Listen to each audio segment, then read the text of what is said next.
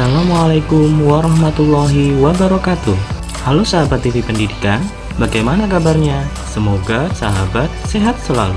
Baik sahabat, pada video pembelajaran kita kali ini, kita akan belajar mata pelajaran prakarya dengan materi Teknologi Informasi dan Komunikasi atau TIK. Adapun peta materinya sebagai berikut.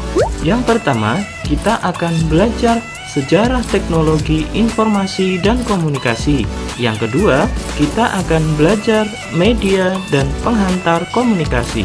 Adapun media penghantar komunikasi dibagi menjadi dua, yaitu media komunikasi masa kuno dan yang kedua, media komunikasi modern. Baik, apakah kalian sudah siap untuk mengikuti video pembelajaran ini? Apabila kalian sudah siap, mari kita simak bersama-sama video pembelajaran berikut ini.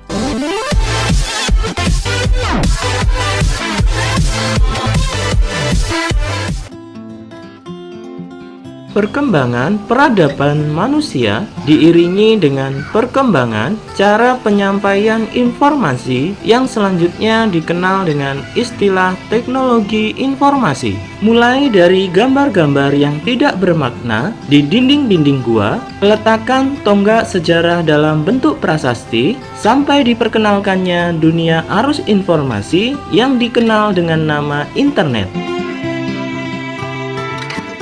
Pada zaman prasejarah, teknologi informasi dan komunikasi yang dilakukan manusia berfungsi sebagai sistem untuk pengenalan bentuk-bentuk yang manusia kenal.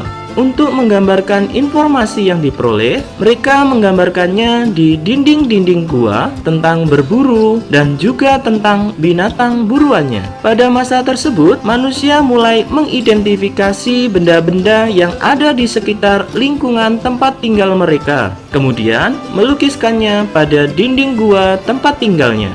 Komunikasi manusia pada zaman ini berupa suara, dengusan, dan menggunakan isyarat tangan. Pada zaman sejarah, mulai diciptakan dan digunakan alat-alat yang menghasilkan bunyi dan isyarat seperti gendang, trompet yang terbuat dari tanduk binatang, dan isyarat asap sebagai alat pemberi tanda peringatan terhadap adanya bahaya. Perkembangan sistem informasi tersaji dalam periode-periode sebagai berikut. Yang pertama, periode 3000 sebelum Masehi. Untuk yang pertama kali, tulisan digunakan oleh bangsa Sumeria dengan menggunakan simbol-simbol yang dibentuk dari piktografi sebagai huruf. Simbol atau huruf-huruf ini juga mempunyai bentuk bunyi atau penyebutan yang berbeda, sehingga mampu menjadi kata, kalimat, dan bahasa. Yang kedua, periode 2900 sebelum Masehi. Pada periode ini, bangsa Mesir kuno menggunakan huruf hieroglif. Hieroglif merupakan bahasa simbol, di mana setiap ungkapan diwakili oleh simbol yang berbeda. Jika simbol-simbol tersebut digabungkan menjadi satu rangkaian, akan menghasilkan sebuah arti yang berbeda. Bentuk tulisan dan bahasa hieroglif ini lebih maju dibanding dengan tulisan bangsa Sumeria. Yang ketiga, periode 500 sebelum Masehi.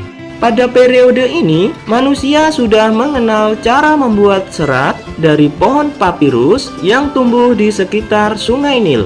Serat papirus dapat digunakan sebagai kertas. Kertas dari serat pohon papirus menjadi media untuk menulis atau media untuk menyampaikan informasi yang lebih kuat dan fleksibel dibandingkan dengan lempengan tanah liat yang sebelumnya juga digunakan sebagai media informasi.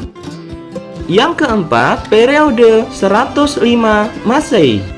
Pada periode ini atau pada masa ini, bangsa Cina berhasil menemukan kertas. Kertas yang ditemukan adalah kertas yang kita kenal sekarang. Kertas ini dibuat dari serat bambu yang dihaluskan, disaring, dicuci, kemudian diratakan dan dikeringkan.